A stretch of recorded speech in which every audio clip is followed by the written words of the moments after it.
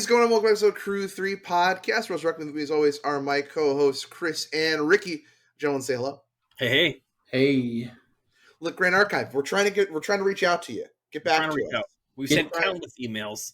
We've sent Hive direct messages, Mastodon direct messages, Carrier Pigeon, Blue Sky Beta. What is it? Spoutable. Definitely, that's definitely a thing I know about. Look, also, I mean, with that in mind, let us know what Twitter alternative ever we should go to. I've got to set up a Mastodon Spoutable, and I'm waiting to get onto Blue Sky. So find us everywhere. Anyway, how do you guys do this week? Great. I'm feeling pretty good. Yeah. No.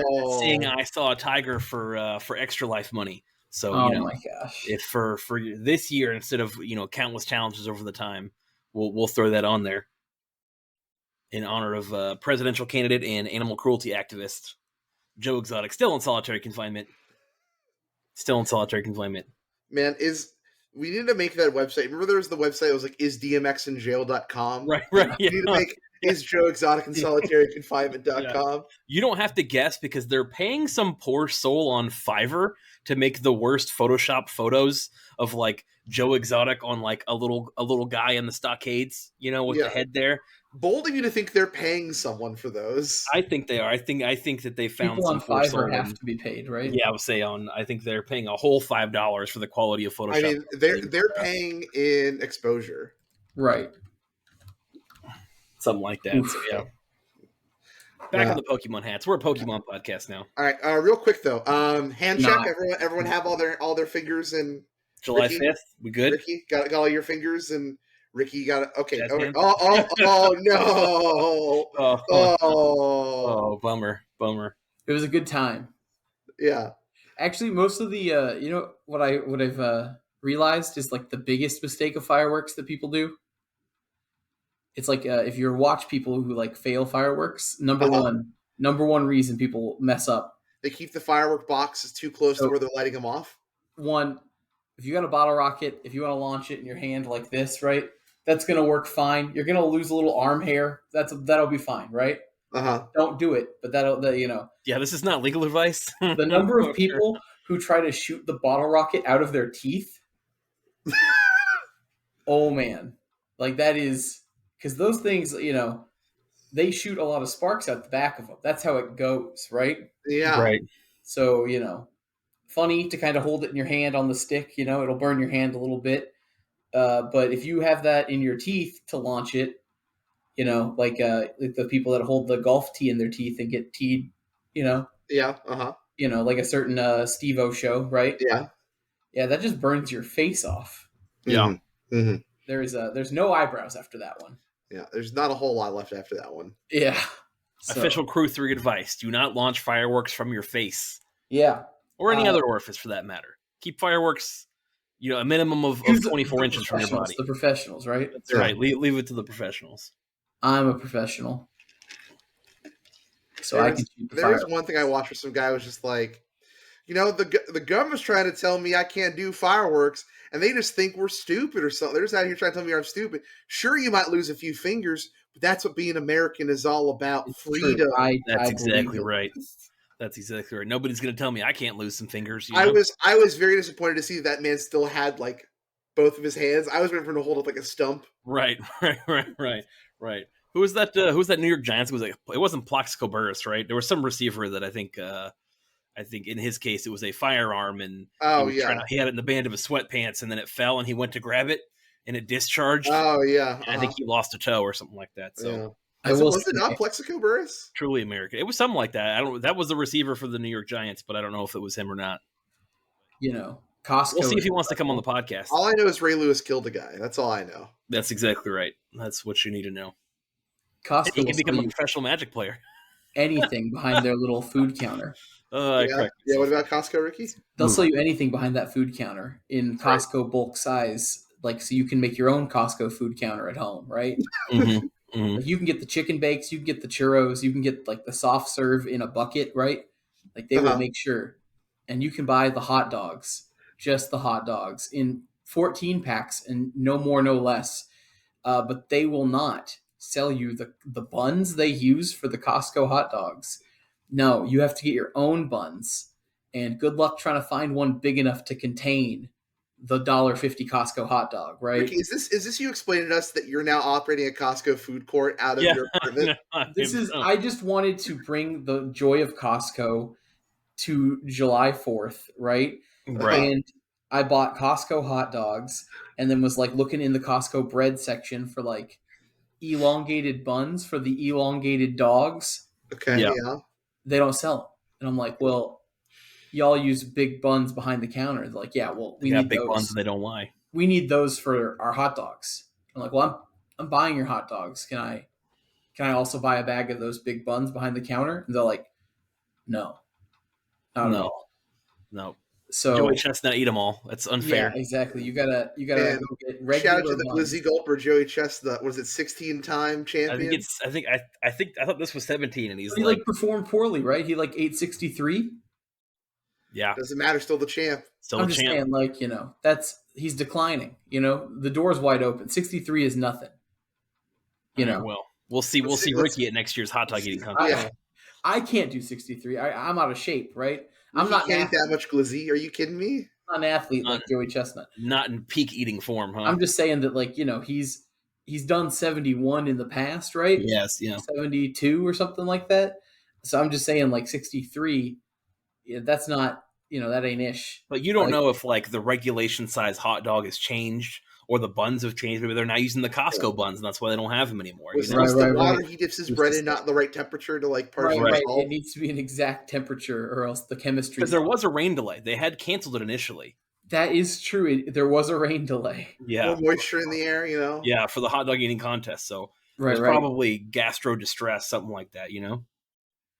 Well, but he did it. He won. So good for him. There you go. Anyway, apparently we talk about magic cards in the show. No. That was a good length. That was a good length, and now we can jump right into. Yeah. We will skip the multiple tirades of people who just need to get good at Pioneer. Of Twitter being dumb, complained all over Twitter because we don't use that. Dolphin hole. Let's jump into some of these sweet results or whatever. Why did this happen though on Twitter? Why did today wake up? Everybody I don't know. It just everyone. They woke up after the weekend and they were like, you know what? I lose at Magic cards because I don't play Pioneer. Yeah, I don't know. So I've just given They didn't have enough hot dogs, They got all them hot dogs, but no hot dog buns. Exactly. And they were just grumpy, Mama said they got all them teeth, but no toothbrush. Exactly. That's where I was going for. The medulla oblongata, Exactly. All right. So this week's episode, we are going to go ahead and talk about, for real this time, the last two RCs of this season. Don't say it. To close out this Pioneer season as we get ready to 3 or 4 more weeks left of RCQs, and that'll lock everything in for Atlanta and the last season, and then Pioneer gets put on a shelf a little bit. But not really though, because all light events will be happening. We're still going to talk about Pioneer. Everything else good is going on. After that, though, I mean, hey, we got a lot of results to talk about, a lot of good placement of decks. So I thought it's time we maybe talk about and revisit this is also a Patreon suggested topic of, do we have updated pillars of Pioneer? Are there new founding blocks of Pioneer? And then, hey, Ricky called it. He said a few weeks ago, isn't it about time there should be another Explorer Anthology? And Wizards saw that, and they're like, you're right, it is. Right. I'm just saying, like, I was like, I'm looking at my clock, and I'm just been like, I haven't heard anything about Arena, Yeah. Right. They released fake cards on Arena. Yeah. It's been 48 hours since the last release. Has it been clarified if the Explorer Anthology and Historic Anthology are the same thing, or are they both different? They're two separate things. Okay, good. So we're not going to have like half the cards be. I mean, they still will be, because they're still going to be like, we're going to get Commander onto Arena, even though you can't play it. I agree. Play Brawl. 100%. No. Play Brawl. So what do you guys want to talk about? Do you want to talk about Pioneer first? You want to talk about? Let's start with the Explorer Anthology. I think that's a good one to start with. Then we'll roll into Pioneer events. So real quick, we do know this set drops on July 18th. So that is coming up in 2 weeks. So be sure to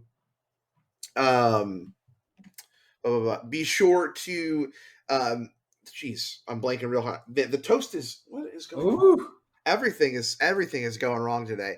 What I was going to say was, I believe they've relisted the last Explorer Anthology onto the store, right? So you have a little bit longer, I believe, to pick up for gems. After that, you're gonna have to go buy it with wild cards. This will take over that. I believe. I'm not exact on that. I've been on Arena in a while. You guys have been the Arena boys. Can you Arena boys? Can you confirm? Do we Explorer Anthology 2? Is that still good to go on Arena at the moment? Hey, I'll pull it up. Let's pull up. Let's talk about 3, and I'll pull this up and see what's what. Yeah, talk about something else. So we do have confirmed the first 3 cards of what they're usually about, like 20 cards or so, 15, 20 cards. Yeah. And this is news to me. Well, by the way, whatever you're telling me, this is the first time I'm going to hear that. I've been working. So yeah, I have been working. So you're about to tell me the first 3 cards from the first 3 confirmed cards are Cyclonic Rift. Okay. Pioneer format. Saw some sideboard play in the early days. Yep. Right. Eidolon of Blossoms. Another banger hit. What does that card do? Is that the 2 colorless, 2 green, 2/2? That's green enchantment? Yeah. The draws. It's an enchantress? Okay, gotcha. Yeah. Wizards of the Coast is just like, we know what Pioneer players want.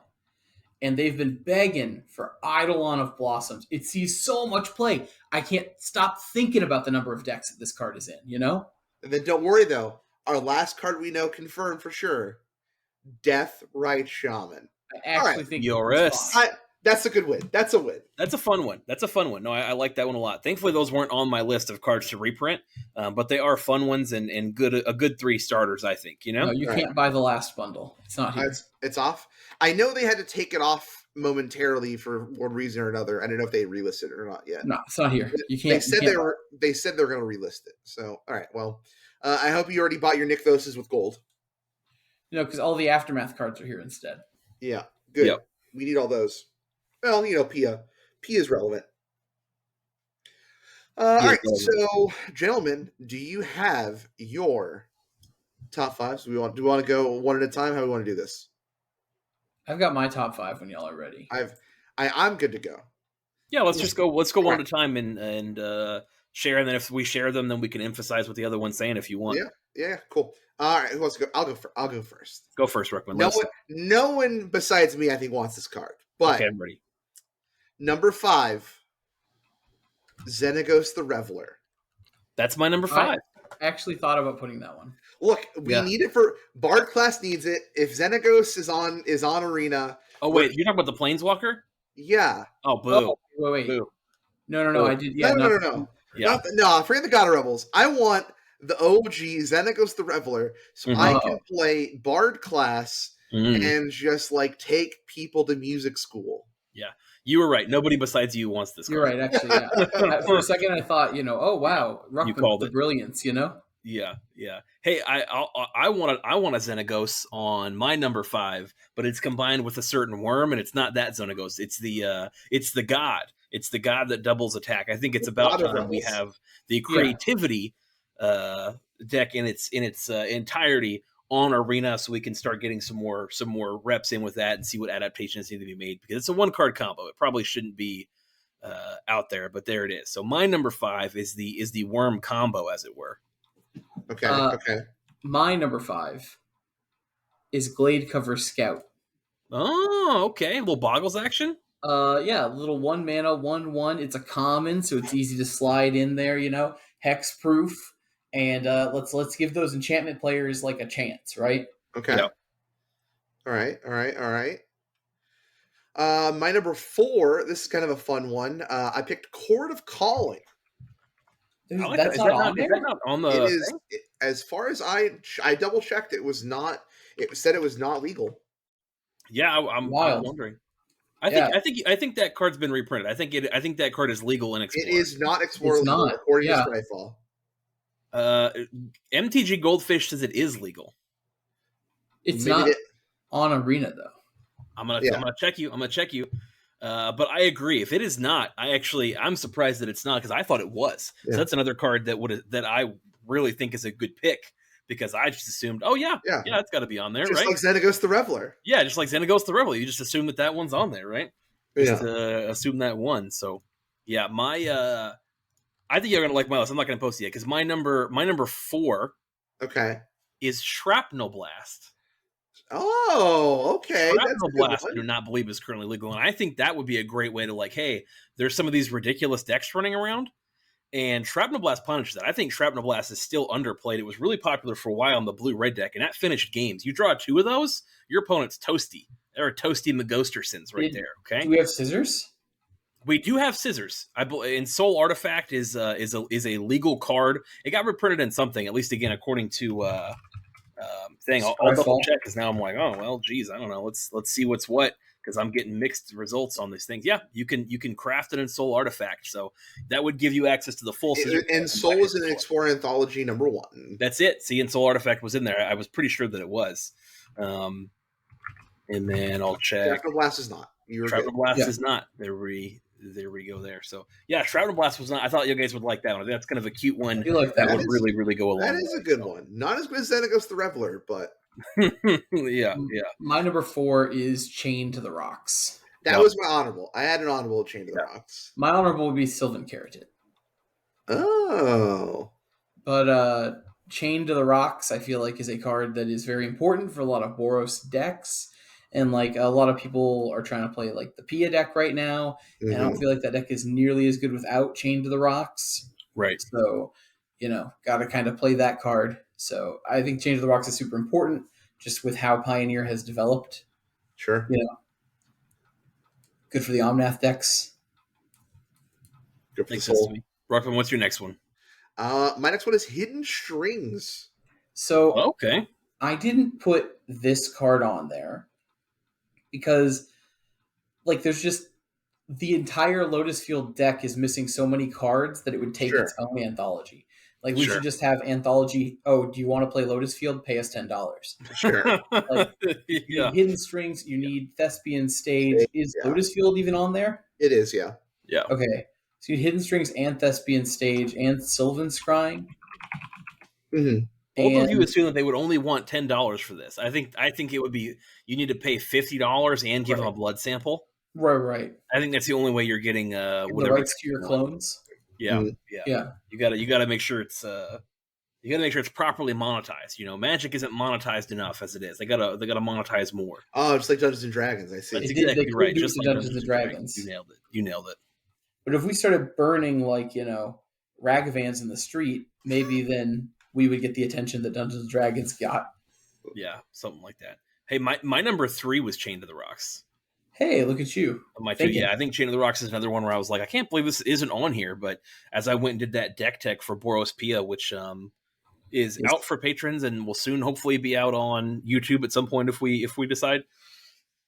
I talk a lot about that because I played quite a bit of that deck. It's actually the deck that popped up first on my arena client, and one of the things I learned was that the mid-rangey version I think is better. I think it was a little too hard to finish off quick, but that little extra reach with removal that Chain of the Rocks gives you to remove an important threat. Usually you can get around one threat if they start sticking multiples. You kind of need a way to get around it. It also triggers prowess. And then again, I also learned the spectacle cards weren't quite as good. So I talk in depth about that list. And Chain of the Rocks was one card that I was like, man, I think that makes the deck so that on arena you have to play a pretty totally different deck. I think you have to go a lot more aggressive. And I don't think you can play Shred Under the Skulls without an appropriate removal like that because the red spells just don't kill some of those green monsters like they used to. Right, so, right. It'll be on YouTube next Wednesday. Yeah, perfect. So yeah, Chain of the Rocks is a little bit higher up for me. Just by one spot than Ricky's. So my number 3 is Jace Vryn's Prodigy. I almost just put the flip planeswalkers because like Kithian's relevant for humans. Relevant. Liliana and Nissa have both been relevant before, and I guess we just print Chandra out of sympathy, right? Yeah. You have to. She's not good. You got to include my little sister. Exactly. Jace is very good. Sees play in a bunch of fringe decks. Mm-hmm. Is very good in I've seen him in Neoform and in various other builds of decks. I think that Jace is just kind of interesting. Of course, Neoform can't exist on Arena without Delve creatures, but Jace is definitely a card that I'm looking to see. It'd be a cool, like it's upsetting that there's already a blue rare, because normally they kind of do like 2 to 3 of each color, right? Sure. Or like 2 of each color, and then like a couple of multicolor, an artifact, and a land, right? Yeah. So like that makes our 15. So I'm kind of feeling that Cyclonic Rift is gonna. I want a lot of blue cards, and we're not gonna get them because Cyclonic Rift is already blocking us, you know? Yeah. My number 2, Voice of Resurgence. I actually think that this is a very good number 2. I think like Voice hasn't seen a lot of play in Pioneer, but I think it's a card that would benefit from just having more eyes on it in a format like Explorer, because I do think that like we are pretty close to just like a pretty decent like mid-range Selesnya deck that can just turn out just like hate bear type effects in with supported up by Voice Resurgence. I think this is just a good card that just needs to find a home. I think this is one of those cards when you think about all the cards in Pioneer that were golden cards of Standards Past, even broken to Modern for a little bit. I think Voice is one of those cards that just like it's prime time we start seeing Voices hit the battlefield in Pioneer. Yeah, I think one of our good friends that I've made since moving back to kind of the Austin area, Alex, he was the one that when I moved here, I took a picture of him playing Siege Rhino, like just actually casting Siege Rhinos in Pioneer and winning with it, and he's been playing the card and feels like it's strong. Like I played against him with it, and I was like, yeah, like it has to eat a removal spell, you know, like it has to eat a removal spell and kind of on your turn, because a lot of times it stops you from doing if you're more the control deck, right? Because anytime, even if it dies or they sack it or whatever else, like I think there's a sack deck that could want it to make that token for creatures. Because again, I think that the only mid-range deck that really feels like it can exist is Rakdos, right? Just based on the powerful removal spell. So I think that means you want to transition more to like a creaturey mid-range deck, like less of a control-y one and more of like a, hey, I'm going to present more threats than you've got answers. Go ahead and wrath this, you know. Like once we ban Resurgence, every single card in the format, you know, as Twitter has predicted, then this card would be extremely good as it is right now. I do think that like this card is being held back by the existence of Fable. Like I think that like Abzan Greasefang even used to play like Voices, like way back when, like when it was kind of a joke of a deck, but now it's the real deal, you know. Because it was like, hey, if you go that, and then hey, if you kill my Greasefang, I get a big tokeny boy. Exactly. You know? So like the idea was you have to interact on my turn, otherwise I'm going to kill you. And so it worked really, really well in creature combo decks, which I do think are obviously more prevalent in Modern. But if we got more of a creature combo deck that wasn't, you know, a 15/15 worm that required a sorcery to bring out, right? If you had more like, you know, like a cat combo with a Viscera Seer type situation, you know, the sack effects there, I think you would play in Pioneer probably more of that effect, because again, you know, if they don't interact with it, you're down, and then your reward is the token, and that token gets real big real fast. You know, those constructs that you see in Modern from the Urza Saga stuff, they're pretty big and scary, and again, they give you wrath protection, they give you all kinds of stuff. They also just mean you can sack it if your opponent's not willing to bite. Well, then at some point you can sack it off to one of your effects if you've got something like that. So I do think that's a card that's waiting for the right home, and a really, really good call. Yeah. My number 2, is it my turn? Yeah. Yes. Is because I went over the Chain of Rocks, is Bring to Light. Bring to Light. Yeah. As everyone enjoyed having Chris around here, he's now on the show. Yeah, I know. I'm the one sleeping in the alley tonight, because as much as I hate the 5-color decks, one of the first decks I brewed in Pioneer was a Sultai deck, and I almost wrote a piece on it for a website we were working with before. But you would bring to light your Valkies, and instead of playing the 5-color nonsense, which apparently I think is just too free, I think you kind of have to. But we were playing a lot more fair. Like right when Triumphs came around, I got the Sultai ones, and I played Bring to Light Valky. You could still bring to light the Selfless Glyph Weaver and things like that. So I think Bring to Light has a lot of uses. Over my dead body. Ricky's played more Bring to Light than any of us, so hopefully I can get him on my team out here. I'm on Team Bring to Light. Like I've almost bought my Omnaths multiple times this week. Ladies and gentlemen, if you'd like to join me on the hosting crew of the Pioneer Podcast, if you want to keep this from being Crew 1 a Pioneer Podcast, email me. I'm just saying, it's a fun deck, it's a fun idea, and I like it. So Did you also know that Tybalt's Trickery is banned in Explorer? Yep. Yeah, but not in Pioneer. Very strange. Best of 1 Qs. Yeah. My number 2, I honestly I'm like looking at it now, and I just think I put too many blue cards here, but I'm going to stick with it. It's Retraction Helix. Okay. For Rona. Yeah, you just want Rona deck to be legal. That's what I'm hearing. We want a Jace Vryn's Prodigy, Retraction Helix. Ricky's just like, man, I can build this deck on Arena, you know? I do have all of the Rona cards on Arena built. Yeah. And like, I'd like to play Neoform or Rona on Arena, right? Rona on Arena. That just it makes sense. It rhymes. There's alliteration there. Retraction Helix is not a legal card right now, and it's just like, there's nothing else in Born of the Gods I really think that we need, like Courser. Like that card's like long gone. Is Brimaz in Born of the Gods, or is he? Brimaz is Born of the Gods. So I guess Brimaz and Courser are cards that could come out of Born of the Gods, but like really, like there's nothing else we need in that set except for Retraction Helix. So like, that's the set with Bestow, right? It's one of the sets with Bestow. Bestow is in Here's 3 my can I pay 5 mana to put my 3/3 flyer? That's not a card that's legal, right? Because that's one of the Bestow cards. That card was good in mono black aggro back in the day. I know you can play it in Herald Pioneer. of Anguish or whatever. Not Herald of Anguish. Herald of Torment. Herald of Torment, something like that. Yeah. You could bestow it, and then if they kill that creature, it falls off, and it's still a 3/3 flyer.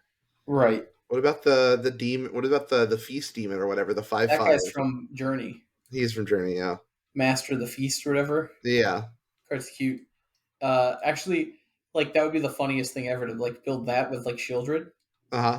Wait, why are we not doing that in Pioneer right now? Let's do it. Yeah. Force our opponents to draw more cards and die. Sounds like a plan. Anyways, let's give him the 1 ring and then.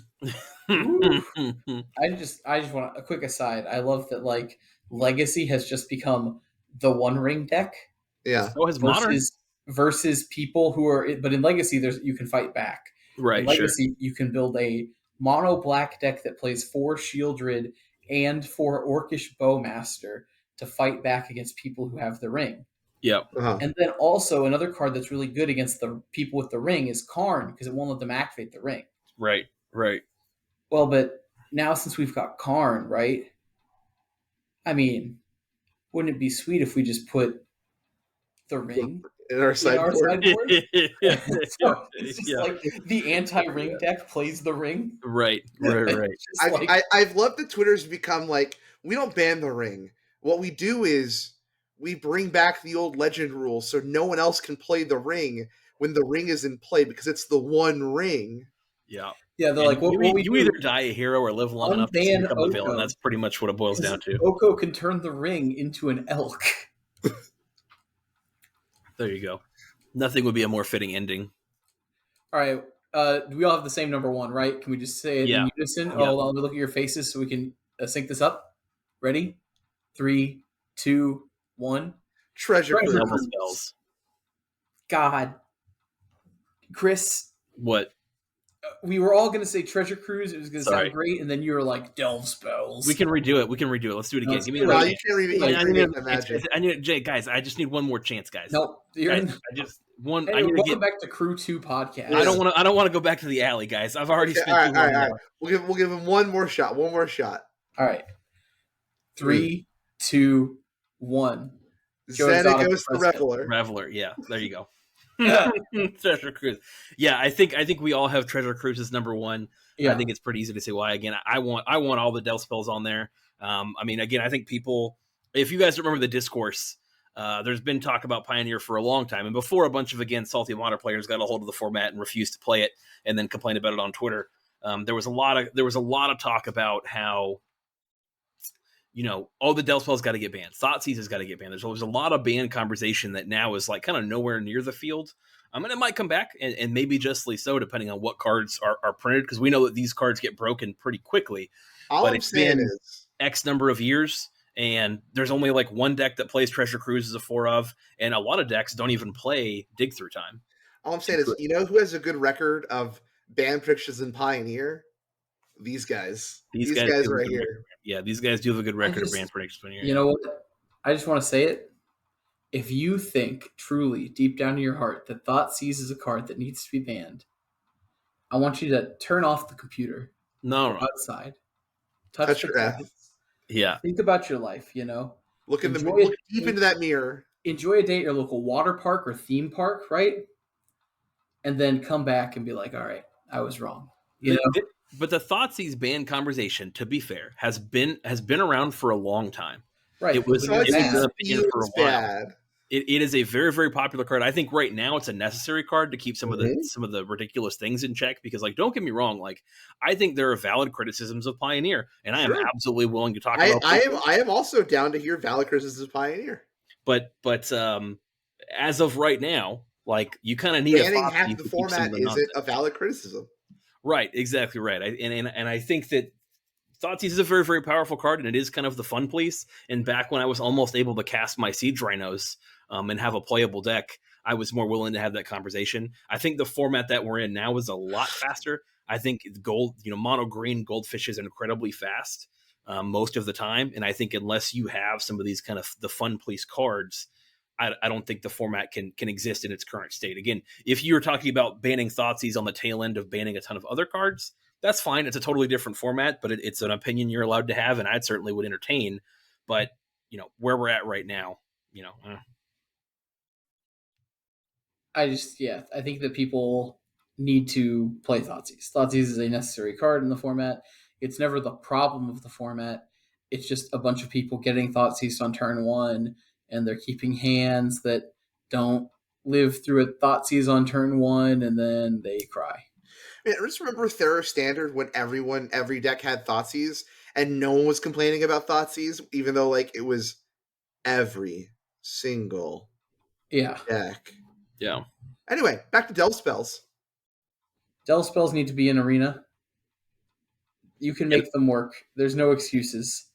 I think more decks would play them. Like, I think Arena is like, I think the interfaces, again, my preference to MTGO for sure. I just don't like giving money to Arena. But so far, again, what I've mostly been doing is drafting off my $20 that I put in years ago and kind of protesting Arena in general. But if they made Explorer closer, I mean, that would make most of Pioneer. I could be convinced again after the great betrayal of 2021, where it was like on the development roadmap and then taken off for no reason. And I was pretty upset when they were making hand over fist money on like Amonkhet remastered drafts and things like that. That's a big part of the history. Trash garbage. A big part of the history that I stand on as far as like one of my criticisms of the game was like that was pretty much like I don't think it was in good faith to, hey, look, here's your road to Pioneer. We're going to start releasing these sets. And then I personally spent my money on them. And then to be told, oh, just kidding, we're not going to do that anymore, when it was on the roadmap to be developed, was like, okay, well, that's a little bit of a switcheroo. It is what it is. I don't lose any sleep over anything like that, but it was definitely frustrating to say the least. So, but again, we're now pretty close, guys. Like, we are now finally 3 years later, pretty close to Pioneer on Arena, and I'd be excited to try all the new decks. Like, I'd start throwing Delve Spells at a lot more decks, trying to break it, seeing what you can see. Go back to Sam Black mentality of, if you're not trying to break the format, you're not playing Pioneer right. Yeah. Are there any decks that y'all want to see Delve Spells in that, like, we don't currently, like any kind of versions or anything like that you think could take them? Play Treasure Cruise in Spirits. No. I mean, the deck I kind of want to see, I almost wish would come back. It died with the death of Expressive Iteration. Was I really like just like the 2-drop Izzet deck list with Ledger Shredder and like Sprite Dragon, where you're just like, here's all my 1-mana cantrips for that, get all these triggers, we're gonna cruise back up our hand. Like, I like that deck a lot. I mean, it definitely suffered a lot by losing Expressive Iteration, which again, I'm not gonna say is a bad ban. That was definitely a very heads up ban. I think that card is definitely too powerful for the format. But I'd love to see a deck like that come back. Just like, I think it kind of is with this Boros Pia deck. I'm not sure that it's like tier initially 1, but I think it's pretty close. But I think that similar kind of dig power you were getting is kind of in that Boros Pia. But I'm with you as a bigger fan of Steam Vents than any other dual land. I think that's a good call, right? Sprite Dragon could see some more play in its Godzilla form. Mm-hmm. The Godzilla form only. Borat. That's right. Sprite Dragon. Gosh, what a card. What a time. What a dream. All right, y'all want to switch over here? Or? Yeah, I mean, any other Explorer thoughts? Like, I mean, what would be like the worst card to be in the Explorer Anthology? Because that's what's going to get printed. The worst card. Search the City. Conjure Currency. Conjure Currency. There we go. I don't know. Yeah, Search the City is just one of the cards I can just snap to as like one of the worst Magic cards just ever. Man, if the new Wizards office doesn't have Conjured Currency behind like the information booth when you walk in, they're not doing it right. Oh man. Huh. Do you think they moved to get closer to that Olive Garden, or they're just in the mall now? They're just in there. They're just right next to it. Just like I just think it's very funny that like each employee took the same exact picture, but like days apart. Yeah. Like they all posed in the exact same spot. Like did somebody? Like, was there an X on the ground? Like, was there just like a photographer that day? All the art people are getting is kind of fun. I also just can't wait for Morrow's working from home podcast.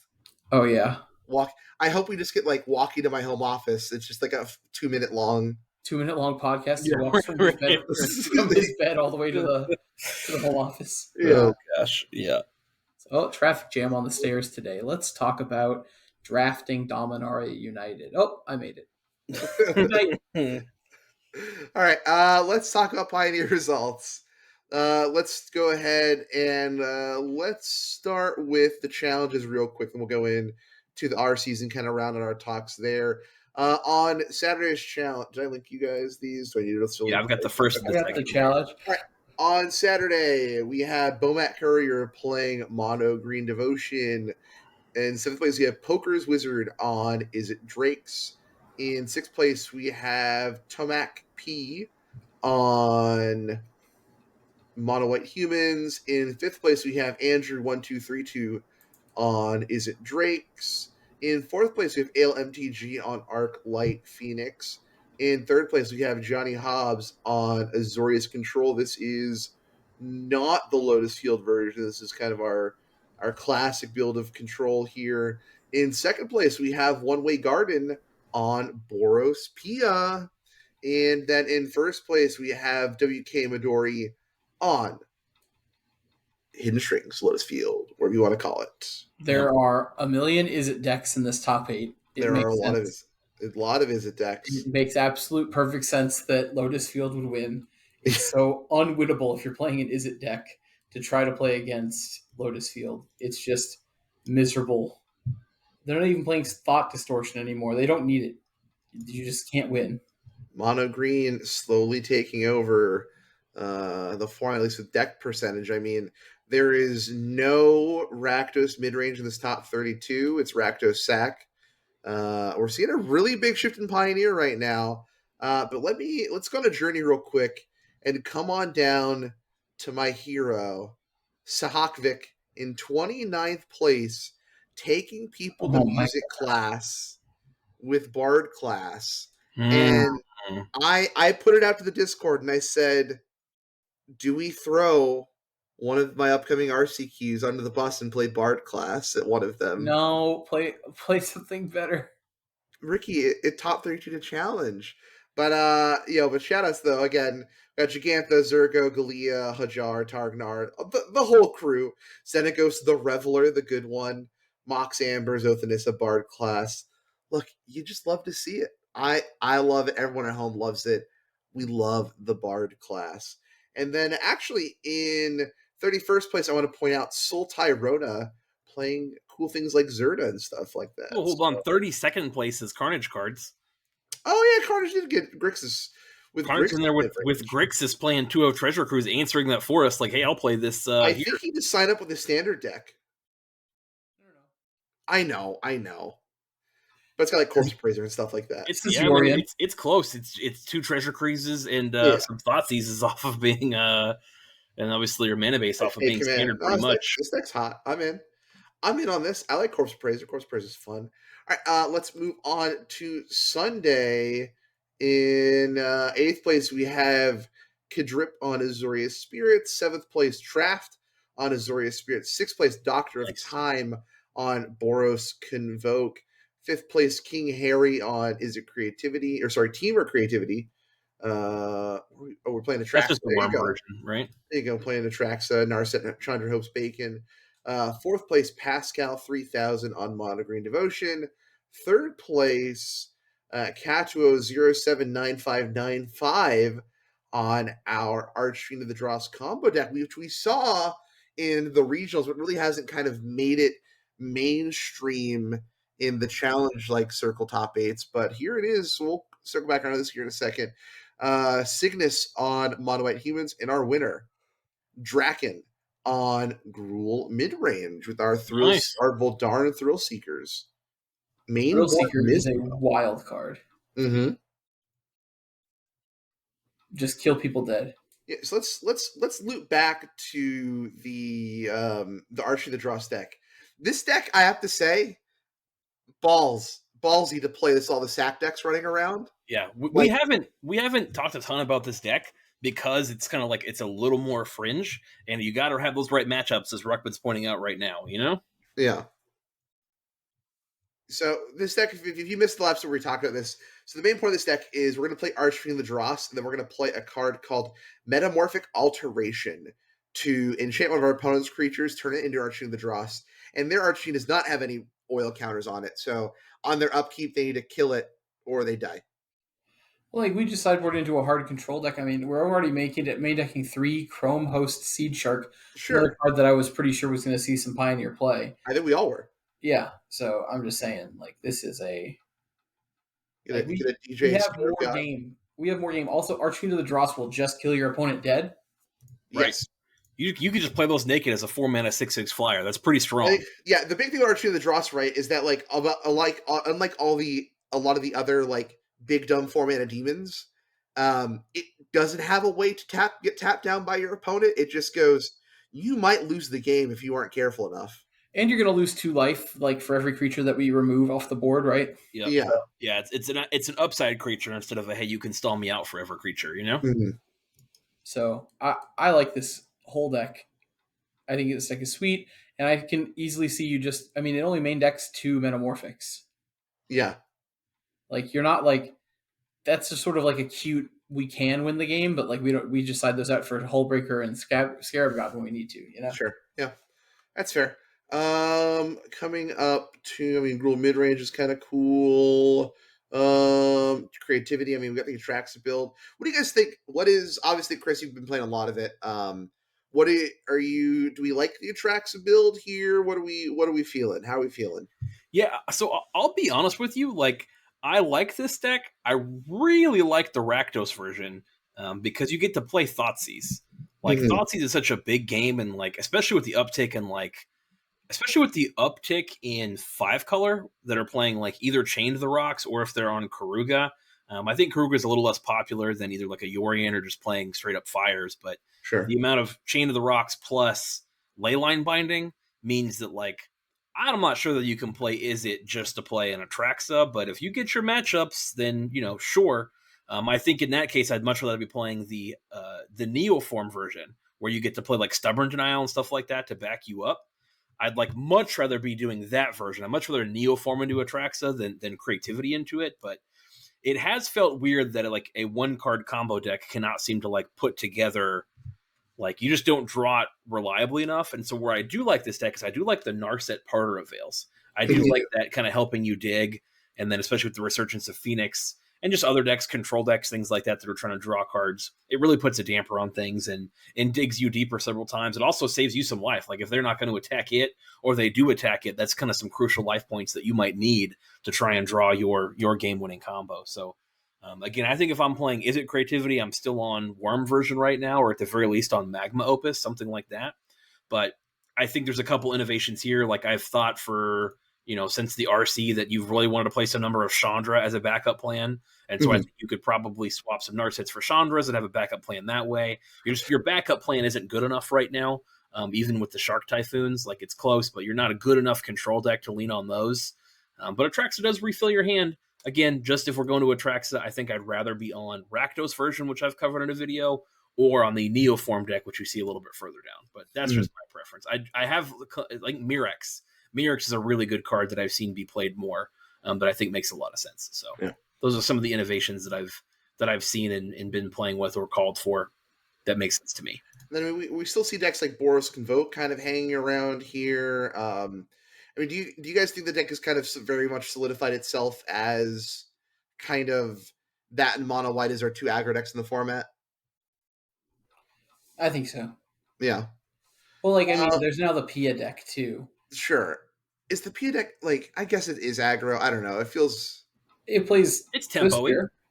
Yeah. You've got a lot of 1-drops, right? You've got Mono Faces Kakazan, Monastery Swift Spear, and Soulscar Mage. So, like, by that definition, I feel like we've got to be aggro. You just happen to have a lot of reach, you know? I almost liken it like to the Scissors deck, where, like, you're aggro, but you're playing some spells and Shrapnel Blast for some extra reach at the end there. Yeah, that's fair. What do you think about playing, like, Light Up the Night in any deck that plays Chandra Hope's Beacon? Which was Light Up the Night again? Light Up the Stage? No, Light Up the Night, which is the, like, red the combo card. It's the 4-mana sorcery, right? Proto-Man song. It's the Proto-Man song. Yeah, that makes a 1-card combo, I think, because I think you can I think it was like 1 uptick or something like that. You can kill your opponent because you can cast it from your yard. Right, you cast it from your yard by spending 1 red and then remove any number of loyalty counters from your Planeswalker. Yeah. So, like, you just, like, plus, like, you plus, and you can immediately pull 7 off and deal 14 damage to your opponent. Yeah, and doesn't that because it doubles it, right? That's what you're saying. Yeah, you only have 7, but for whatever reason, like even if you remove all the counters, you're doing that as the spell's cast. Because state-based actions don't check until once the spell's in the state. Yeah, and so your first spell gets copied. Right. Yeah. So it seems pretty free to me. Like you get to cast it from your yard. Like that could be another thing that we should be exploring more in this format. Like the front side of it is just red X, and it deals X damage to any target. If that target's a creature, it deals 1 extra damage, right? Mm-hmm. And so, like, it's just sort of free removal spell early game, and then late game, if it's sitting in your yard, you just go like, well, here's my Chandra. Yep. So I'm gonna just 14 you, right? Yeah. That seems like a control deck that should be made. If it's not an Is It control deck, then a Grixis or whatever else. But I'm with you. I mean, I've played some Chandra Hope's Beacon. That Planeswalker is incredibly strong.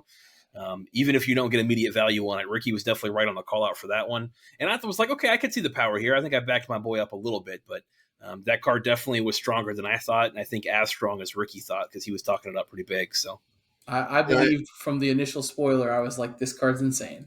Yep. Can I direct your attention to 32nd place? We have kind of a spicy build of Ghoul here. Red green, and I just think, oh, good, another. Oh no, hold on. Oh, it's not Bard Class. Oh, wait a minute. So we get 4 Elvish Mystic, 4 Lawnmower Elves. This is by S-Man 2.0. So you get Elvish Mystic, Lawnmower Elves, Bone Crusher Knight, Lovestruck Beast, 2 Miglaw's Maze Crusher, 4 Rekindling Phoenix. Again, another card that I think is severely underplayed in the format. This one, I think, is just a little like 4 mana is a lot right now, I feel like. But this card again was very strong in standard format. They're playing 4 Glorybringer, 4 Kiora Behemoth Beckoner, 4 Obliterating Bolt, 2 Chrome War. So we're losing the boats, we're losing Cadillac, and we're just playing Rekindling Phoenix and Glorybringer here and drawing extra cards off of our Kioras. Also, like, this deck is sick, and if you cut the 2 Besejus and like some of the side, and I had the same thought. Yeah, this entire deck is like under $100. I know. I was like, why is this deck $200? And I'm like, oh yeah, Besejus, and then you get your Stomping Grounds in there. Well, like the Stomping Grounds, like, I mean, that's what I'm saying is like for $100 you could get most all of these lands, and the whole deck core, right? If we cut Beseju in the 4 hearses, the deck becomes like $130. Yep. Right. So like you can still get like the rest of your lands, like, 2 Stomping Grounds. Like you can only, but still, like this deck is very affordable, and I think this is a pretty strong entrance to the format, right? It's a new take sort of where we're playing like Kiora to draw cards, right? And just sort of grinding like a chunky mid-range red-green deck. I like this. Yeah, I like a lot. Rekindling Phoenix, of course, requires 2 kill spells. So if you play Rekindling Phoenix pretty late game, by the time your Rakdos opponent is out of cards, right? Like it's kind of hard for them to line up 2 removal spells in a row at some cases. Or they have to trade creature plus something. Yeah. Or you can sack it off to an Elder Deep Fiend if you want to go that way, you know? No. Hold on. No, We're going too deep. I'm going to not let you cook. All right. I'm done cooking. Chef. My hands are off the sauce right now. These boys got it. Go ahead. All right, let's move on over to our last 2 RCQs, and then we could take a few minutes to talk about the new pillars of Pioneer. Sorry, RCs. You're right. These are not the Qs. These are the RCs proper. All right. With Brazil in our top 8, we have Israel Pontes on Mono Green Devotion, Renato Araujo on Mono Green Devotion. We have Azorius Control played by Rodrigo Pinheiro, and then Rakdos Midrange by Leandro Martins Gomez. So that is our bottom 4. Our top 4, we have Mono Green Devotion played by Talas Zanidi. We have Rakdos Sack being played by Adriano Sol. And then in second place, we have Mateus Ponciano on Lotus Field. And in first place, Marcelo Rodriguez Cavalcante on Rakdos Sacrifice. So we got a lot of mono green, 3 mono green here in this one. Mono green really trying to get that 3rd crown. Trying to be a triple crown winner here this time around. Honestly, very impressive. And I think this really goes to the strength of how we've seen Rakdos Sack kind of switch up their builds more recently, be able to take out Lotus Field, because Lotus Field used to be such a hard it still is a pretty decently rough matchup for Sacks, because you can't get there on the clock sometimes. But all the hand disruption coming into the main board now, you see the difference that matchup makes now. This deck I've been playing against a lot.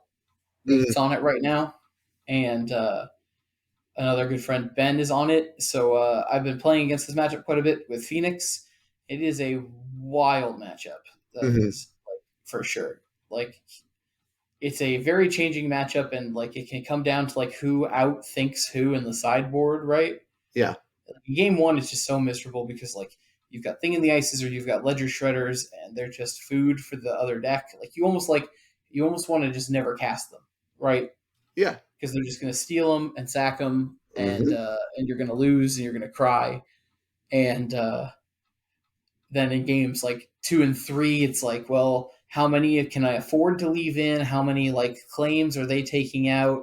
Can I get them to pull more back in game 3 if I show them I left in one Thing in the Ice, right? Yeah. Like it becomes this weird like sideboard cat mouse game that's really interesting. You know, it feels real good because look, you're going to talk about Nate playing that deck. I'm the OG Crew3 cat player here. Right, I understand. I've been shoving cats in ovens. You don't live 45 minutes from me. I get that. But what I'm saying is, you haven't lived the dream until you've claimed a Thing in the Ice and then flipped it. Yeah. I had that happen to me. I had my Thing in the Ice claimed, and then I got thought seized. Then he attacked me for 7, and then he sacked it. Yep. Dirty. I will say the last game I did play against Nate, he thought seized me, then turn 3 played Go Blank, and then turn 4 played another Go Blank. This is where Ricky says, you know, maybe we should ban Thoughtseize. And then I played a Jaya. I had no resources, but I had Jaya, made the token, pass turn, and he draws and just goes, I'm going to sack my last creature to play Eaten Alive and kill your... And I was Jaya. Like, sure. Ouch. And it's like, yeah, my whole hand was just 2 lands and 5 sideboard spells, so... Yeah, that happens. Yeah. Good. All right. Looking over at our RC for South America, we have in our bottom 4, we have Azorius Control played by I have to go back and put this one. Maru Capello. Played by Maru Capello. In 7th place, we have Gearholt Creativity played by Juan Corrales. We have Enigmatic Fires played by Boris Marin Contreras. We have Luis Savato playing Rakdos Sacrifice, rounding out our bottom 4. our third and fourth place, we have Demir Control, played by Augustin Colombo. And then in third place, we have Enigmatic Fires, played by... did I get that wrong? Sorry. 5-color element. Wait, what? I was surprised you wouldn't try and get to the names on this one. Yeah, sorry. I'm referencing because they're not ordered in Melee, so I have like another like list of what the actual top 8 is. This is the 5-color elementals deck list. This player doesn't have their actual name listed. Team Dominus. Okay. Yeah. So this is just Yissis 2018 on 5-color elementals. In second place, we have who is this? Lavuga. This is one of our Racksack players. This is people use their actual This Salvato? Is not Luis Salvato. This is another one. It is Matthias Laverto? Yeah, Matthias Laverto on Racksack. In our first place, we have our last Racksack player. So that is what? Jeez. Martin Dominguez. Martin Dominguez on Racksack. Sorry, guys. Luckily with Brazil, they had their actual names on their Twitter accounts. They did not for South America, so it was a little hard kind of going back and forth. Because Melee doesn't organize their top 8s. So Melee, hey Brad, I know you're listening. Hey Brad, why don't you do that for us? That'd be awesome. So yeah, I mean, this is very Racksack heavy, and I do want to talk about this 5-color elementals list here. This deck is pretty cool. So this deck list here is, we have 1 Gigantha, 4 Nissa Resurgent Animist. Is this card still like impossibly expensive? $47. Okay, good. Buy those Aftermath packs. 4 Risen Reef, 4 Omnath Locus of Creation, 4 Lotus Cobra, 4 Voice Resurgence, 2 Elish Norm, 1 Omnath Locus the Royal, 1 Tangled Florahedron, 4 Leyline Binding, 3 Chain of the Rocks, 2 Escape the Wilds, 1 Bring the Light. Oh, I'm out now. Bring the Light. Well, I can tell you what card I'm going to cut first. Right. Nissa Resurgent Animus, because I can't afford them. Come on, this player's doing fair things. They're using this as a Court of Calling type situation, right? They're going to go get their favorite elemental and put it into play. So now they play Court of Calling, Chris. Right. They're playing Broker's Hideout. This costs less to get the Omnath. Oh yeah. Because we need more sack triggers for our. We need more Cabaret Courtyard. 1 of Riveteer's Outlook. Get all those Omnath. Get all those landfall triggers. I'm here. This deck is hot. Everyone needs lands. This is kind of like was a modern deck for a bit, right? Like, if you Elish Norn in play and you play Spar's Headquarters, you get to search for 2 lands. Ooh. Because it's a come into play ability. Is it really? Not Spar's Headquarters. You mean like Broker's Hideout and Cabaret? Broker's Hideout. That's what I'm going to say. Yeah. Yeah, because it's an ETB. Yeah. And then we just get to complete our on. Then we get so many Omnath triggers. Right. Exactly. You get every Omnath trigger twice, right? Yeah. No. It goes down the next one. Yeah, Omnath doesn't. You won't double your triggers. You will get all of them on the first go. Now you do get the double draw, so you double draw when it comes into play if you get that, but it just goes on the next one, and then I think if it's the 4th time or longer, I do think you get the last one multiple times, whatever that one is. I thought no, it's only because it's on if it's the 3rd time. Gotcha. So once you pass the 3rd time of it triggering, it doesn't do anything. Fair enough.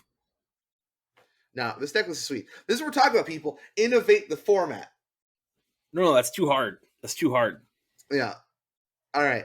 So play Rakdos Sacrifice. Play Rakdos Sacrifice. That's right. I want to play mirror matches. All right. What do you guys think? So I mean, looking at the list here, we have Gruul Boats winning. We have 2 mono greens. We have 2 Rakdos Sacrifice. We have a Tarkara. We have Azorius Spirits. We have, like I said, 2 Gruul Boats, 1 Boros Convoke, 1 Azorius Lotus, 1 Izzet Phoenix, 1 mono white Humans. Pretty widespread. I'm hearing format diversity is what I'm hearing. I'm hearing format diversity. I'm hearing I just can't believe Mono Green came back with a vengeance after getting shut out. Mono Green was like, I got shut out last time. Not again. And then just shoved Rakdos midrange in the locker. Pretty much. I think that essentially what I think is that like pillars of the format, like one thing is that we've got a very diverse format. Yeah. And then I think the pillars of the format are there. I think if you look over, it's fun to clown on Rakdos midrange not winning one, right? Mm-hmm. But it's there. It's in top eights, and it's definitely in the pool, right? I don't think you can call it not a pillar of the format because like you're gonna have to play against it 2 to 3 times. No, I think Rakdos Sack. I think not Rakdos. Sorry, I think Rakdos mid range. I think you look at it and Sack, right, and it's kind of just like what version of Rakdos are you playing? Like we know that Fable plus Thoughtseize is a game winning combination, right?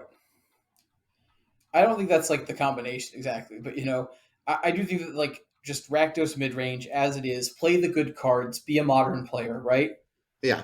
Like those people, they showed up. They may not have been able to push it all the way through, but they're definitely in the top 16s, in the top 32s. Like they're doing well. They're playing well. I think it's still a pillar of the format, even though it's not the right that though. After the last couple of weeks, I mean, the deck's been gotten severely pushed out, and I think Rakdos Sacrifice is taking its spot. If we want, I think that Rakdos Sacrifice is doing a lot right now. I think if we want to say, that's why I feel like pillars should be ideas of decks and not specific archetypes.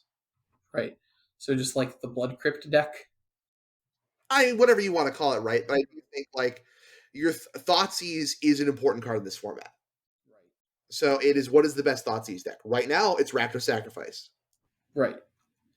I'm just thinking that like I don't think that Rakdos midrange is a Thoughtseize Fable deck as more it's a like Thoughtseize Fable Shieldred deck. Sure, it's the good Sacrifice is like it's the good expensive cards. Thoughtseize Fable Mayhem Devil deck.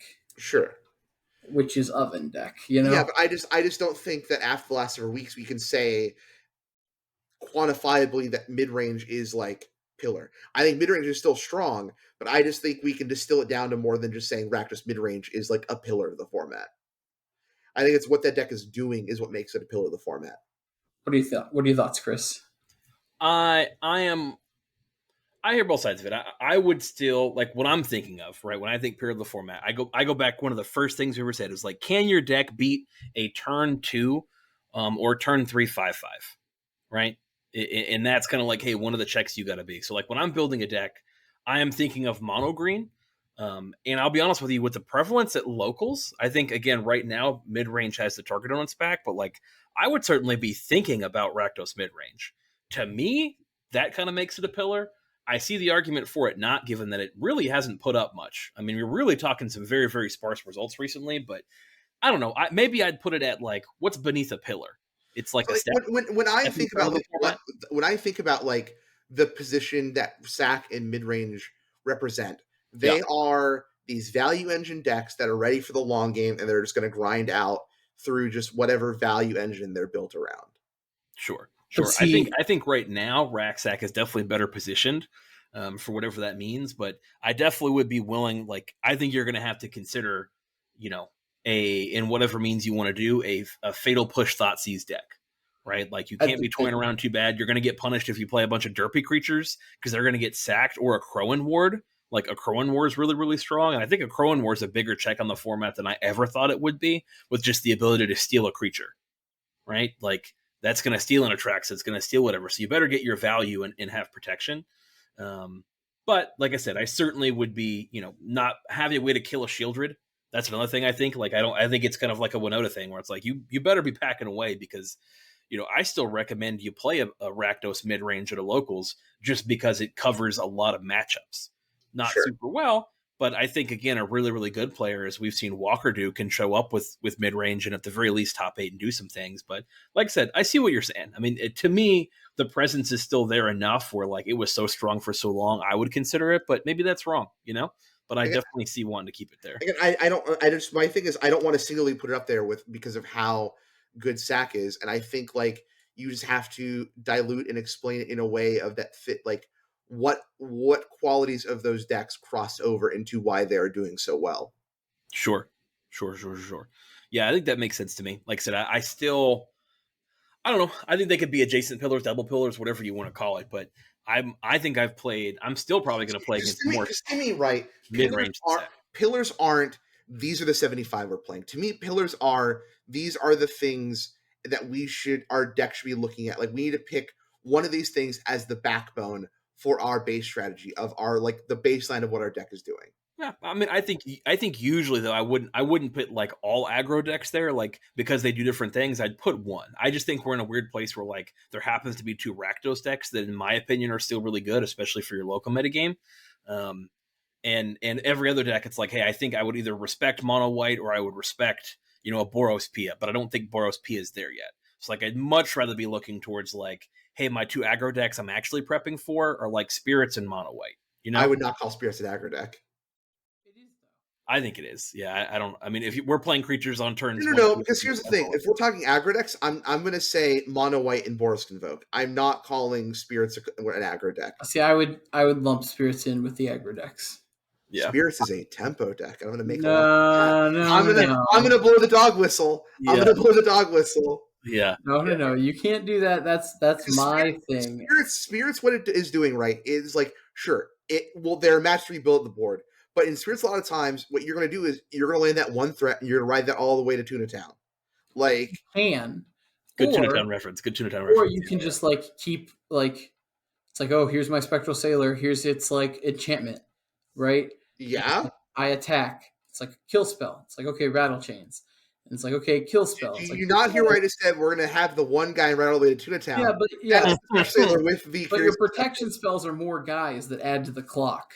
Yeah, I'm pretty firmly on it. I'm definitely willing to listen to the mid range argument. I think that while it can protect itself, like so can potentially mono white, right? It can either interrupt you. It just does it with white cards instead of blue ones. You know what I'm saying? Like I don't know that that's a fair reason to get to throw that one out there in particular, just because the interaction is a little different, right? There's a few counter spells, but you're mostly protecting our Spirits, and like I said, going to Tuna Town that way. So I think that Spirits is 100% an aggro deck.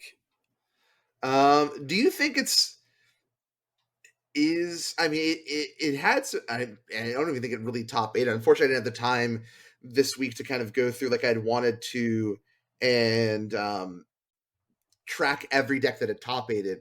There's a few here, right? Like, I mean, I just mentioned last week in Japan where there was a bunch of Abzan Greasefang, but outside of Japan, it really felt like Abzan Greasefang kind of dropped off and got hated out with Rakdos mid-range. Like, I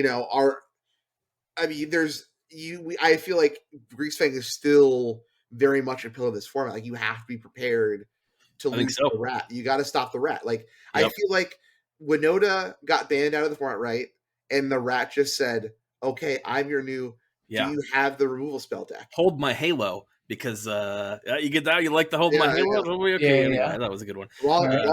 I'm coming in here, and I think it does a very similar thing, right? Hey, I found this creature, and then I'm very likely going to win the game. Yeah, I do think that Winota never truly left us. I think that's a really great analogy for that, and I think you're right. I think it's just so fun to play. It's so fun to get your giant artifact back to the field and attack for a bunch of damage, right? 13 damage. Like it's just 13 damage right there. It's so good. And then you have the resilient abilities to be like, hey, you're gonna try and do stuff like that. Well, then I can target my Asika's Chariot if I need to, and we have a reasonable backup plan. Like I still think Greasefang has the best backup plan of any combo deck out there right now, and I think that's why it consistently performs well. And I think you really have to be prepared for it because it's a fun deck, and a lot of people are bringing it to locals. Just like I think people were bringing more Rakdos mid range because it gives them agency. I think that you're exactly right, and that I still absolutely don't talk to Twitter about player agency. And yeah, fair enough. It's all sorry, I meant when you roll the die and the game is decided. I'm sorry, I meant when we roll the dice at the beginning of the Pioneer game, and it's just decided based off that. No skill, despite all the people who were like, I was never on the draw and won a challenge, whatever, or never on the play and won a challenge. But yeah, anyway, right? I think you hit the nail on the head with like that's a deck that I absolutely would be prepared for, right? Like my things I want to be prepared for is like, hey, some amount of disruption to my plan, a Spirits, right? A Greasefang, and then a mono green, right? Can I interact enough with a mono green or race a mono green in any kind of way? And those things I'm looking for. Like I got to be fast enough, or I got to go over the top. And if I'm going over the top, I need interaction for these certain decks. But you can't just play a no interaction ships passing in the night Pioneer quite like you used to, unless you're willing to get outraced. You can do that if you want to, but you might get outraced by a Mono Green. You might get outraced by a Grease Fang, and those are things you got to be willing to accept if that's the path you're going to take. Oof, Mono Green mirrors. Yep. I'd definitely want to be on play on that matchup, to be fair. You know what I'm saying? Like, we don't always pick the play every time, but I'm sure that's one where you extra really like to be on the play. That's a miserable game. That's what that is. Yeah. That's a race to Stone Brain. Yeah. It's a race to Stone Brain. It's a race to Storm. It's a race to everything. Yeah. But I think that ultimately Pioneer is more diverse than ever. Yeah. And honestly, just sitting here thinking about it, like, it's so much harder to like pin down pillars now, right? Yeah, I agree. Because like, I think that aggro has like 3 to 4 good flavors. Mm-hmm. And I think that like the mid-range deck is not great right now. Yeah. And I think that control has like 2 to 3 flavors, right? And I think that combo has a few flavors. And I think that there's some good tempo decks, right? Yeah. I think the easiest thing to talk about is kind of what used to be a thing to be doing this for that's kind of really just dropped off. And I mean, like, you just can't, like, I just don't think collected company decks can succeed in the format right now. Like, you think about, like, what used to pose the format, right? And I mean, like, you look at collected company that really dropped off. I mean, obviously the loss of Luris really took out enchantments out of the format. Collected company was never a good card. Whoa. Hot takes. I'm just saying, like, you're not looking to get value off of a collected company, right? Sure. Like, you're mostly just casting it to find an insta-win combo pieces, right? That's what you're supposed to do with it. That's what Modern does with it. Yeah, you're exactly right. And so, like, if you have to play with it fairly, right, it's not very good. And I played it a lot. I played a lot of Collected Company and Pioneer when I was on that, like, that Bergy Grinning Ignis garbage, right? And that deck's fun. And even then, like, you were, like, trying to find combo pieces only, and if you didn't, it was the most medium card ever. And, like, there's a reason Angels is, like, not doing well, right? Yeah. Is, like, the Collected Companies, if you're not cheating, right? Yeah. You're not winning. Man, all I'm saying is I'm out here cocoing into foil Mantis Riders and foil Reflector Mages, and we're just having a ball. Yeah. Right. Yeah. And, like, that's cute, but, like, your opponent has just, like, on turn 2 sacrificed their clue for 3 goblins, then tapped all those creatures to put over 14 power worth of creatures in play on turn. But objection, did you hear the part where I said these cards are foil, dog? Oh, you're right. Yeah, in that case, you're disqualified. Oh! I cast this Collected Company in my upkeep. That's when it's the best time to play it. So yeah, it's the funniest. I think you're right. I think the format's a lot faster than we initially had thought, and I think it's faster than Wizards thought it would be when they banned my boy Walking Ballista. Right. You know, but to be fair, I think Kevman pointed out it's like that's just going to be a mono green card anyway. And you're right, Kevman. You are right. But I have dreams of playing it in Scales and other other decks, but the format's a lot faster, right? Like I said, when I'm considering pillars, I'm thinking like the speed at which your deck can operate to interact with or go above a mono green. You know, I mean, we all know that, like, you know, the old rule of thumb of like Modern is the turn 4 format. I'd be really curious to see what they think of is the kill turn for Pioneer, because I think we're way past it. I think people, like Chris is saying, I feel like people don't really respect it a lot that several decks can just end the game on turn 3. Yep. Now, and I think there's also a lot more decks that can end the game on turn 3. You just don't realize the game is over. Right. You're a Shindarude, but you don't even know it yet, though. You know? Yeah. I think after the Parhelion attacks you for 13, even if you're at 2 life, it's probably over.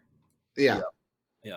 But no, I think you're right. I think the game is often decided by, like, hey, what you're willing to play and what you're not, and, like, can you slow the green deck down enough? If you haven't by turn 3, you like I said, you could be Shindarude.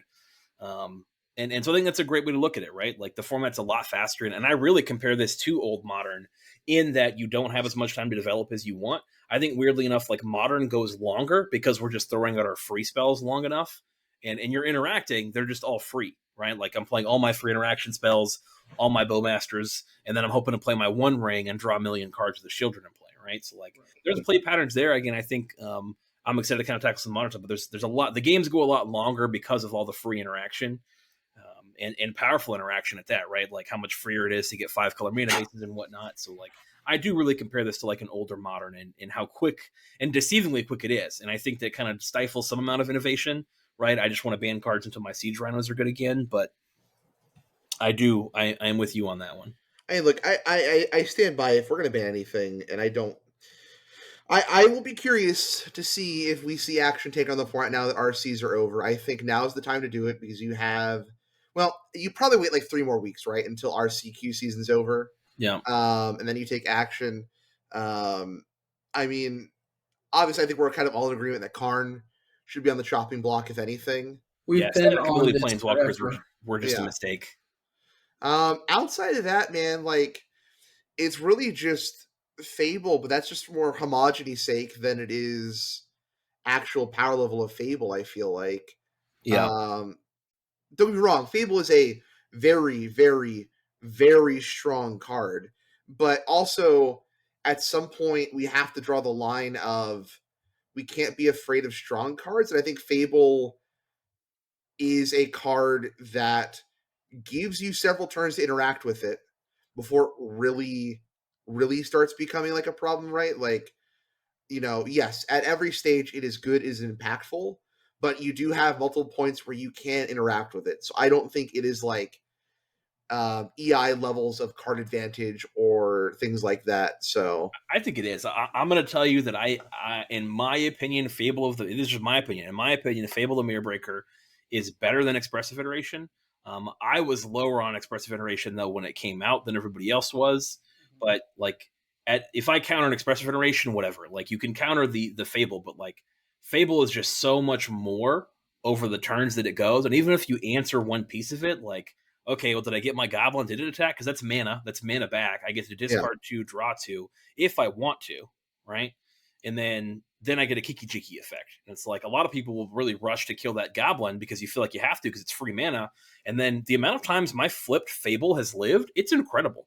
Like that's one of the reasons I've want to switch to like away from combo decks. It's like, well, heck, if my Fable the Mirror Breaker token is going to live, then here we are. So like I think that the card's just ridiculously strong. And I'm not necessarily in favor of banning it, but if it did get banned, I wouldn't be sad, especially if Karn went along with it, right? Sure. I think it would do a lot for... In my mind, the most important part of Fable is, of course, the Chapter 2. And you look at the decks that are really leveraging Fable, that is Cat Oven, that is Rakdos Midrange. And they are decks that do have a decent amount of chaff in their draws. Mm-hmm. And being able to turn and get rid of the bad cards of the matchup, find the good cards of the matchup are just how you win games. And so I think Chapter 2 is the most important part of Fable when we're going to talk about Fable. I think that, like, honestly, I'd be happy to see Fable and Karn go, but I can't see anything else. Don't get me wrong. I'm not trying to say, like, I'm going to, like, freak out if they ban Fable. I think Fable, again, is a successful ban. I think you presented a good argument, right? Like, I think it's a strong card, and I think you made a great point for, hey, this is a power level that I'm okay with. And I'm with you. Like, we've been playing with it. I think it's a fun card. Like, I got my 4 when they were $3. So, you know what I'm saying? Thanks to my buddy Ruckman. So, I'm trying to make sure our patrons don't lose value. Yeah, exactly right. So, I've been shoving them all kinds of decks and having fun. Like, I think that you're right. It's like, hey, I'm fine with this being powerful because, like, not a lot of decks even play Planeswalkers. There weren't even, like how many Planeswalkers in that top 8? Like not that many. Like you see a Narset, you see some Karn and Mono Green, but like those are the worst spark Planeswalkers, and I want to ban that set anyway. I want to ban that entire set from the format. So. No, you can't, because I lose Mayhem Devil. Because then you lose Mayhem Devil. Yeah, fair enough. But you win by attacking for the most part in this format, and I think that's fun. I think a lot of the old school players have really loved Pioneer for that reason, right? We attack, we block, we play removal spells. There is a control deck, of course. And that's really good. It still usually wins by attacking with Wandering Emperor tokens, right?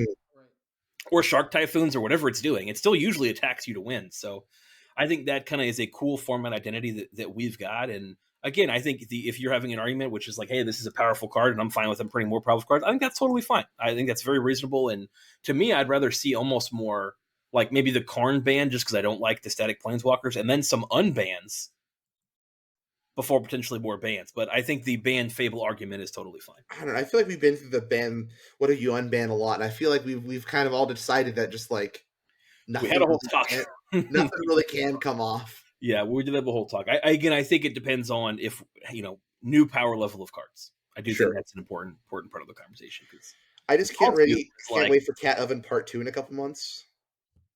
Fair enough. Cat Oven Part 2. But also, look, I'm ready for Commander Legends spoilers just so I can find out if they're going to give me Mayhem Devil reprint so I can get a non-$20 foil. Have you seen the prices of Commander Legends? It's ridiculous, but tell all the listeners at home. All right. Chris, you've not heard the prices, right? We've talked about them a little bit because we talked about them last time when you were like trying to pre-order a box because I was kind of excited about the set because I'm going to build a commander deck for the first time since my Zur the Enchanter deck circa like 2012 or something like that. All right, Chris. Yeah. What would you pay for a Commander Precon? A Commander Precon from Commander Legends? From Commander Masters. Oh, Commander Masters? Oh, well now the whole conversation's changed. I would pay 50 Biden bucks for a Commander Precon. Okay, but the Commander Masters Precons are like Sliver and Eldrazi cards. If you'd like a set of 4, you're paying $350 to $375 for the set of 4. For a set of 4 of them? Yeah. That's way more than my 50 Biden bucks. If you want just the Sliver deck, $110 for the Ooh, to be fair, that makes sense, right? There's a bunch of Nates out there who are ready to buy. Slivers and Eldrazi are 2 of the decks. Like, they're going to be expensive. If you want a set booster box, you can foreclose on your old home. Yeah. Buy set booster boxes for $380. Oh. But don't worry, the collector booster boxes are only $250. Ooh. My heart, Ricky. My heart. It's cheaper to buy the collector booster boxes. It is. There's only 4 packs in the collector booster boxes. Golly. So, they're over $60 a booster pack. Wow. Who wants to go in on a collector box with me? I'll go in with 3 people. I don't have any more children left. I don't have any more children left to sell for Mr. Wizards of the Coast man to buy any of this product. And I think if we get Lori, we get on QVC, I think we can make this work. This one box of Commander. If we outfit our booster box in FUBU. Yeah. Right, exactly. Yeah, exactly. Damon, you want a part of this? Yeah, I'm seeing 3 sharks. We need that Grand Archive sponsorship so we can afford a Commander Masters pack. That's what we need. I'm just sort of enjoying Can I point out that obviously we didn't talk about the One Ring was opened already, right? The one of One Ring. It happened 37 years ago.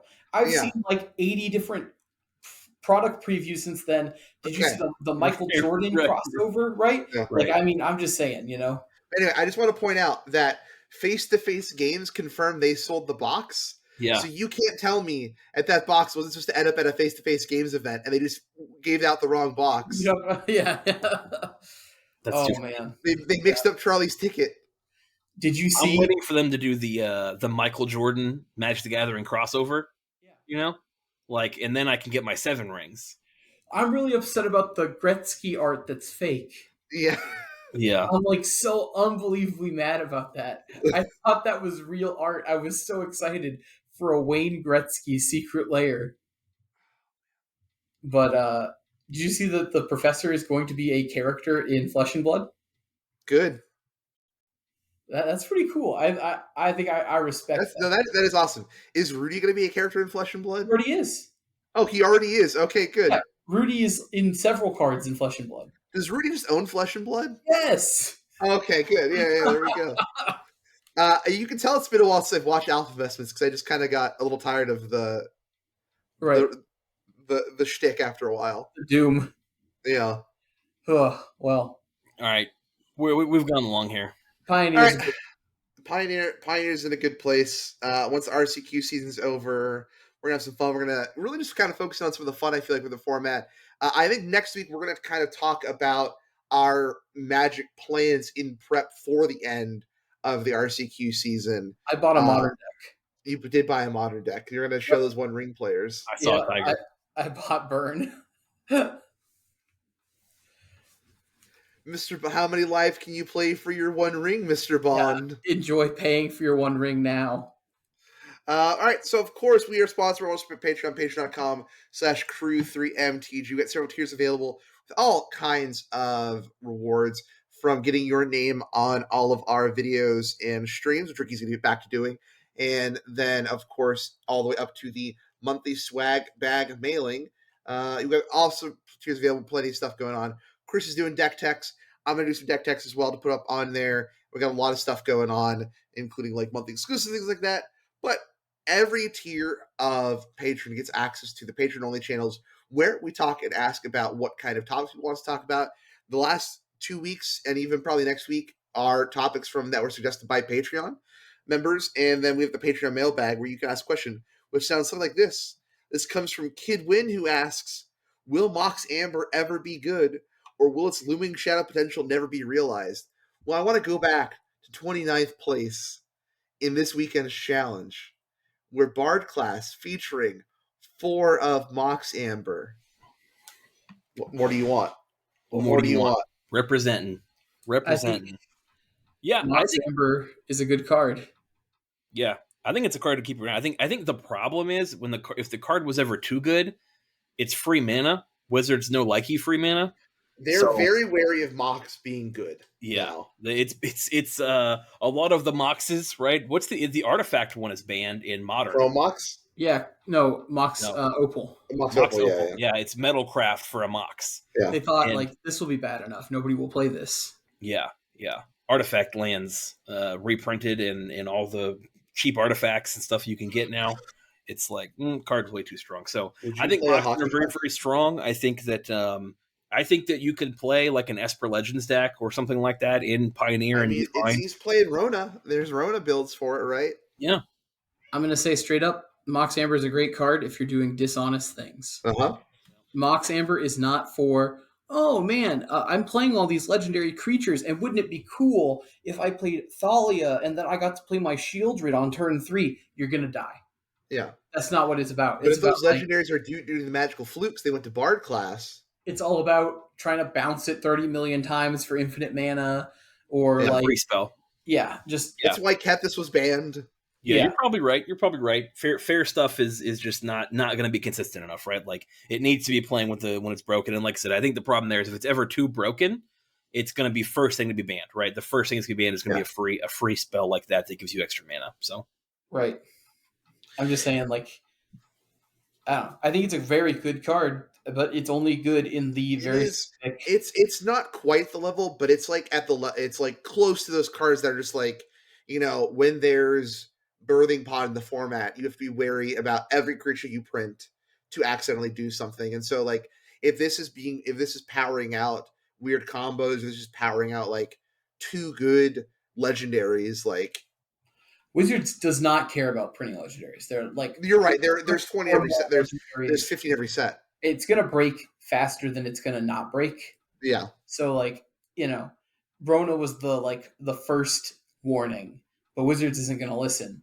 They're gonna like print some card that says if you have Mox Amber, win the game or something. Ooh. And then we win, right? So just keep on holding. The Angels always Bard class win the pennant. That's how it goes. Mm-hmm. So not this year though. What do you think, Chris? Do you think the Angels are gonna win the pennant this year? No. I think Shohei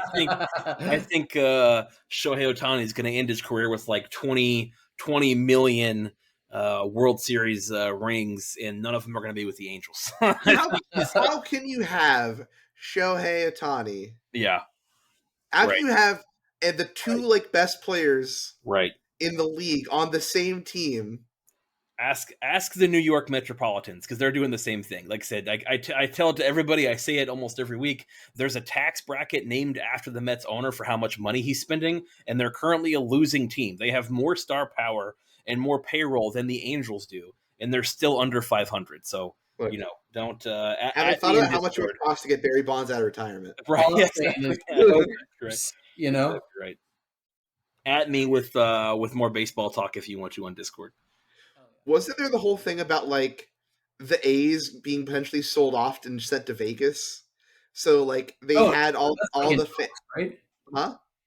Like the Vegas is trying to get more sports teams. Yeah, Yeah, but there's a big thing of just like they're angry because Oakland won't build them the stadium they want, and Vegas will.